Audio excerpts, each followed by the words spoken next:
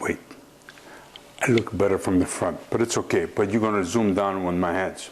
Okay, I can start at any time. Hello, again, I'm Sebastian. How are you? I hope it's not too dark for you, but I'm just getting ready to do a very, very, very small, intimate dinner party for who else but me, my wife, and the dogs. The kids are upstairs. They're making love to their computers. Excuse me, they're fornicating. No, that's not the word either. They're amusing themselves with the computers. So, here we go. We're going to make some chicken cutlets, and tonight we're going to use the Italian garlic. All right? Remember, we have Italian garlic, spicy, Tuscan rosemary. We have 9 other flavors, but we're just going to concentrate on a few of them as we go along. So we're going to show you, first of all, how to properly cut a thick breast.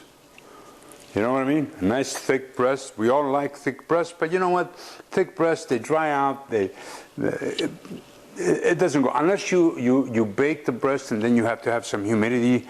It sort of dries out. So we're going to slice the breast, and first you pat it a little bit, real nice, and hopefully this knife works. But you just be careful. Don't cut yourself.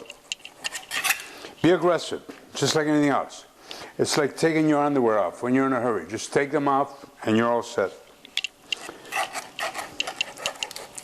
And put your hand flat. And never, just sort of, see how nice and thin? When you do pork chops, you do them the same way. It's not a big deal. People are afraid of, what you have to worry about is a dull knife. Dull knives can cut you. But when you have a nice sharp knife, it slices nice, look. Nice breast. Now here's one breast, right? One chicken breast. And again, it could be a pork roast. It could be a piece of meat. It could be filet mignon, anything at all. Oops, small one. It's all right. Now this is sort of the fatty part, so we cut that out. If we have dogs or whatever, or if you have someone you don't like that's coming over, you just give them that piece. It's a little tough.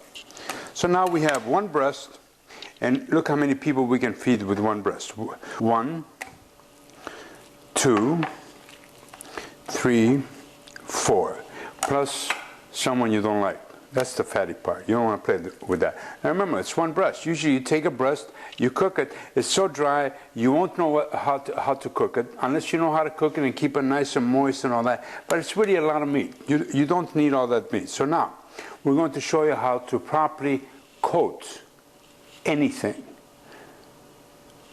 Chicken breast, pork chops, seafood, pretzels, bread, anything whatsoever. It's the proper traditional way of coating any food item whatsoever. You want to coat your house, that's fine too. So you take your breast, right, nice and thin, and you toss it in flour. I'm getting a little ahead of myself because my wife can't wait to make love to me. I'm sorry, share a glass of wine with me. So now we're going to crack an egg or two. If you don't like the red part, just take that out and just use the white part. What does that cost, sweetie? What do I know? I'm from Sicily. The yolk is the red? What's the white? Forget about it. Well, it's red. We call it red.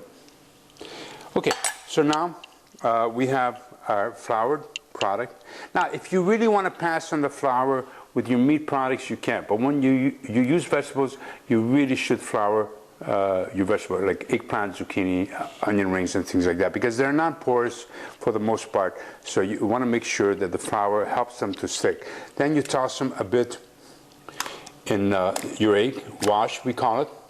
Right? Now we pre-poured. I pre-poured a bit of the what am I using tonight? The Italian garlic. Okay, in a plate. Now, if you're very conservative, and there's just you and a mate. Or a female companion, we hope. If not, doesn't matter. I mean, really doesn't matter. Just sprinkle it on, put it on a plate. Well, sometimes it matters. You take your piece of chicken, you put it on a plate, and you sprinkle it on evenly, and you flip it over and you do the same thing. I like to pre-pour mine, and I toss it And baby, I just go for it because I love the product, and I'm always in a hurry because I'm always doing 2 or 3 things at one time. My wife wished that I could do that often, but it's not easy. Hello. Okay, so now we do the other one. Again, excuse me. We use the flour. You flour your product easily.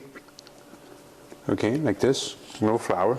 If you want to use wheat flour, it's fine. Some people don't like regular flour, but they like unbleached wheat flour. So it's very okay.